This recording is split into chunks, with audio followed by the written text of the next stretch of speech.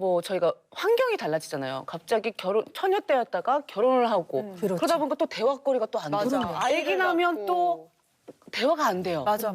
그래서 조금씩 친구랑 멀어지는 경우도 있긴 하더라고요. 맞아요. 그래서 나이가 들수록 우리가 친구가 줄어들 수밖에 없는 이유에 대해서 어떤 연구들이 있어요. 네. 첫 번째는 아무래도 현대인들이 그냥 시간이 부족하기 때문에 맞아요. 자기 살기도 바쁘잖아요. 마음은 그렇지 않은데 친구가 줄어든다. 이제 그런 이유가 있었어요. 그래서 가족이나 직장 생활 이런 것만으로도 굉장히 너무나 벅차기 때문에 친구가 생각이 안 나는 건 아닌데 정서적인 좀 여유도 없고 그러다 보니까 좀 친구 관계가 좀 소홀해진다. 이제 이런 것들이 있었어요. 그래서 또 그다음에 이제 두 번째는 멘탈이 굉장히 우리가 유지가 되기에 좀 힘든 환경에서 이제 살고 있기 때문이기도 해요. 왜냐하면 우리가 이미 SNS에서도 굉장히 많은 인간과의 자극을 받고 있어서 뭔가 용량 초과가 된다다가 이제 만났을 때 진짜로 이 관계가 나한테 힘을 준다 이런 느낌이 아니면 너무 힘들다 이렇게 이제 되는 거죠. 그러니까 소모가 되는 느낌 이런 것들 이제 줄 때도 좀 멀어진다고 하고요. 그다음에 이제는 물리적으로 굉장히 멀리 사는 경우들이 이제 많잖아요. 맞아요. 네, 그렇죠. 뭐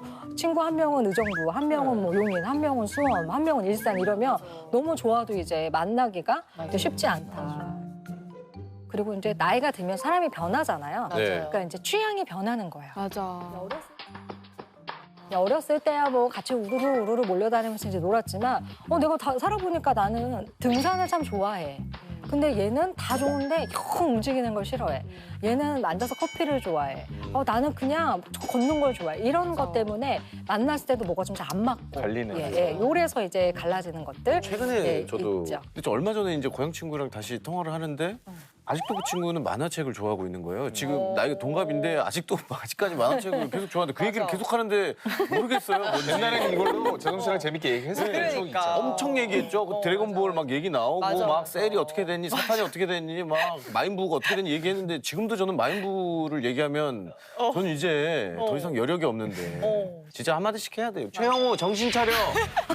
본명을 얘기해. 전남 순천 최영우 너 정신 차려 임마. 만화책 그만 보라고 임마. 40살이 넘었는데 아직까지.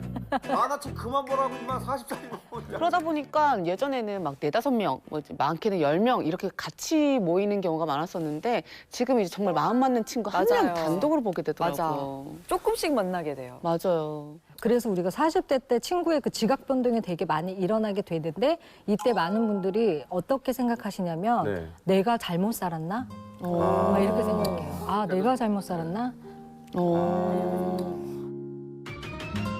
마지막 궁금한 거 하나만 제가 대표로 상진 씨께 한번 여쭤볼게요. 좋습니다. 이 친구에 대해서. 만약에 이 친구는 원래 나 어렸을 때 친구예요. 그리고 좋아하긴 해요. 근데 진짜 뭔가 아니에요. 이건 아닌 것 같아. 아하. 이럴 때 한 번 친구였으니까 한 번 친구는 끝까지 친구로 의리를 지켜서 가는 것만이 맞을까? 가는 게 맞을까?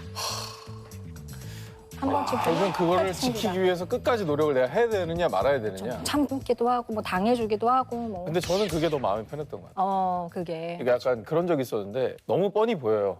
이 돌려받을 수 없는 돈이라는 게 너무 뻔히 보이는 상황에서 그래도 친구들끼리 모여서 그 친구한테 그래도 해줬거든요. 그 돈을. 좋으시네. 적지 않은 돈인데. 근데 그게 이제 저희는 그냥 그걸 예의라고 생각했던 것 같아요. 그 친구에 대한. 네. 근데 저는 그래도 한 번은 최소한도로 그거를 해주는 건 필요하지 않았을까? 건강한 정답은 두 가지를 생각해 보면서 예스 혹은 노로 갈 수 있는데요. 여기에서 첫 번째, 의리를 지키지 않아도 된다. 이것은 우리가 뭘 계산해야 되냐면 인간관계에서 총량을 계산해야지 돼요.